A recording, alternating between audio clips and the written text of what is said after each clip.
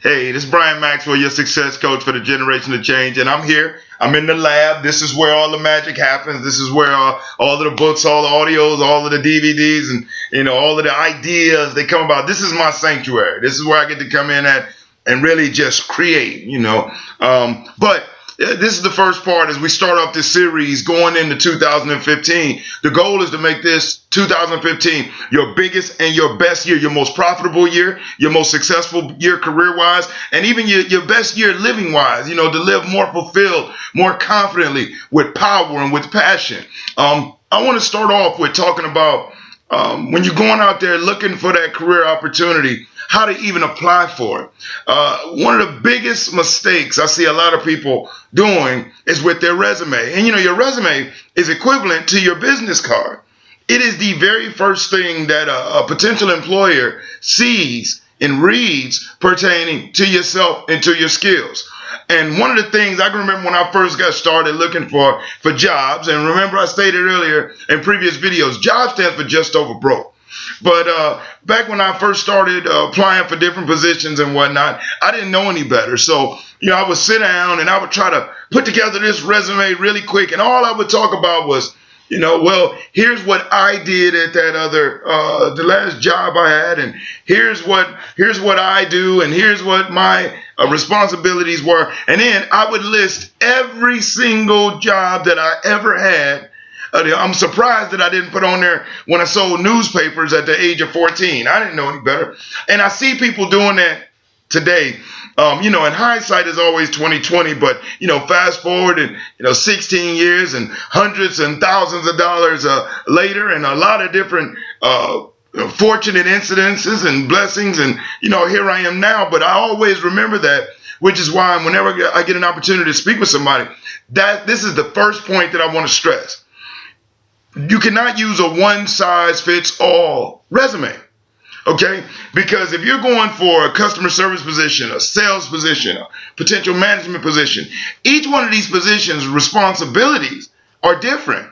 And so you send this one generic resume, and it makes you look just that, generic, a commodity. It's hard to stand out when you have a generic resume. And again, a commodity is extremely common, and that's not what employers are looking for today. With the way that they downsize and really they created a method of doing business, which is getting more done with less.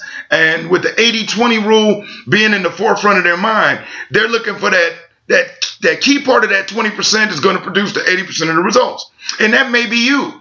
But unless you stand out and your resume jumps out at them, you never even get an opportunity to come in and wow them. I mean, have you ever said to yourself, all I need is just the opportunity to get in front of them and I got them?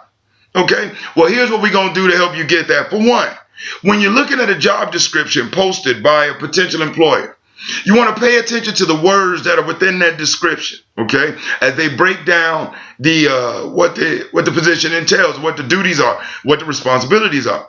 So if you know that you held a previous job or position and you perform these duties, make sure that you use these words in your description of what you did at that previous place of employment.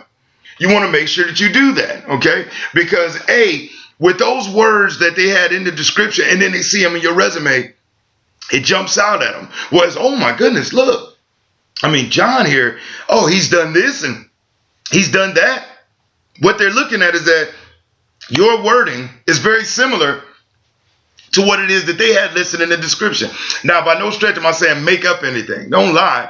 But if what the tasks that you performed are relevant or the same as that, use the words that they have in their ad in your description. It helps jump out. Another thing is you don't have to list every single job you've ever held in your life. Just list the ones that are relevant. Okay, if you know that you've had 4 or 5 customer service jobs and then you had one shoveling dirt, then the dirt shoveling position has absolutely no relevance to the position that they're hiring for. So it doesn't help you. It actually hurts you.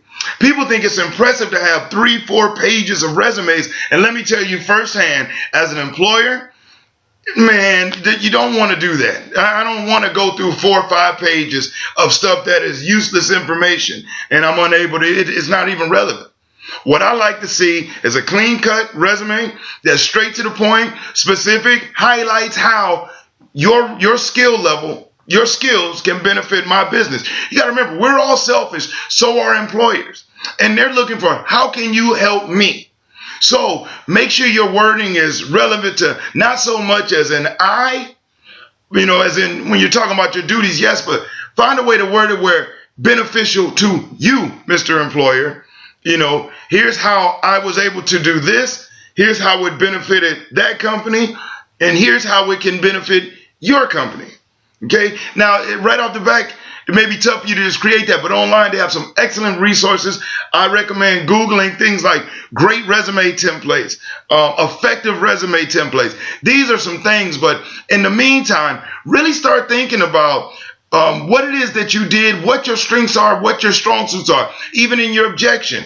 Your objective should be relevant to what it is that you bring to the company, not what it is that you want. I see people say objective. I want a great career that's fulfilling and helpful to me, and it makes me, that employer saying, get him out of there.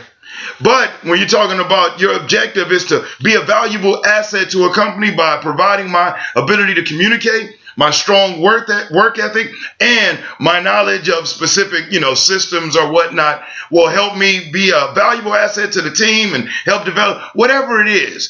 Hopefully you get where it is that I'm going with this. You have to make it all about them.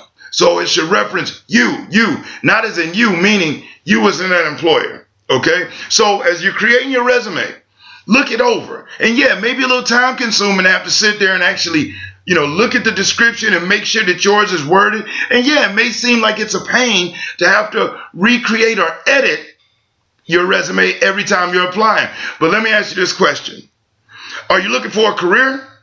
Or are you looking for something that's easy? Because if you're looking for pleasure, you can just kick back, have a good time, and do absolutely nothing. Don't pay attention to what I said. But if you're looking for progress, it takes a little bit of sacrifice. And we're not talking about it's going to take all night. Just sit down, and if you really focus on it, you can knock it out in a very short time frame. Okay? Or look for somebody that's whose skill set is that, and get them to help you. All I know is make sure that you do your best to do whatever it takes to stand out in the mind of that employer. Okay?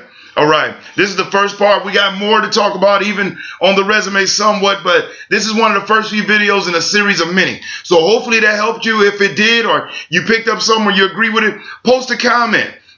Send me a message through my Facebook account, and you can find that at, of course, going to Facebook, Sales Professionals of America Recruiting, or send me a personal email, and that's Brian, BRIAN, at Spore, S as in Sam, P as in Paul, O as in Oscar, A as in Adam, R as in Robert.us. It's the acronym for Sales Professionals of America Recruiting.